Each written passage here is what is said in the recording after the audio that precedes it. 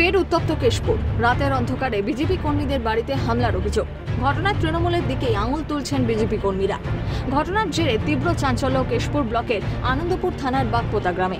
অভিযোগ, বিজেপি কর্মীর ওপর হামলার পাশাপাশি শনিবার রাতে গ্রামে 3 বিজেপি কর্মীর বাড়িতে ভাঙচুর চালানো হয়। আতঙ্ক গ্রাস করেছে গোটা এলাকায়। ইতিমধ্যে ঘটনার তদন্তে নেমেছে আনন্দপুর থানার পুলিশ। রাত 10টার সময় খাওয়া দাওয়া করে ফাঁকতে বেরিয়েছি, 3 আঙুলের লোক এসে নেতারা এসে আমার দিকে বেড্ডি করেছে আর কাপড় মাপড়কে সব ছিঁড়ে দিয়েছে আর মাথায় আঘাত করেছে, মাথায় জল ঢেলেছি। অ্যাডভেস্টার দোকানে সব ভাঙা টাঙা সব ভেঙে গেছে। দিয়ে লক্ষ্মীপদ, মনা খাঁ আর সঞ্জয় খেপা সঞ্জয়, শ্যামল, তরুণ, 3 আঙুলের লোক এসে সব বিজেপির লোককে মেরে দিয়ে গেছে। যাদের নাম বললেন ওরা কোন দল করে? 3 আঙুল করে আঁকা চাকাটা এসেই মারধর করেছে। আমাদের ঘরের লোকও থাকে, বিজেপি করি বলে। বিধানসভা নির্বাচনে নিজেদের জায়গা ফিরে পাবে না শাসক দল, তাই হিংসার রাজনীতি করতে ব্যস্ত তৃণমূল, কটাক্ষ জেলা বিজেপি নেতৃত্বে।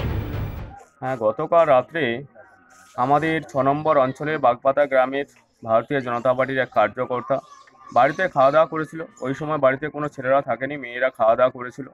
হঠাৎ করে এই গ্রামেরই তৃণমূল আশ্রিত দুষ্কৃতীরা আচমকা আক্রমণ করে মারধর করে, মাথায় আঘাত লেগেছে, ঘরদুয়ার ভাঙচুর করেছে। তৃণমূল বুঝতে পেরেছে সামনে বিধানসভা নির্বাচন, ওদের যত পায়ের তলা মাটি সরে যাচ্ছে তত ওরা এইভাবে আক্রমণ করে সাধারণ মানুষকে ভয়ভীতি দেখাতে চাইছে।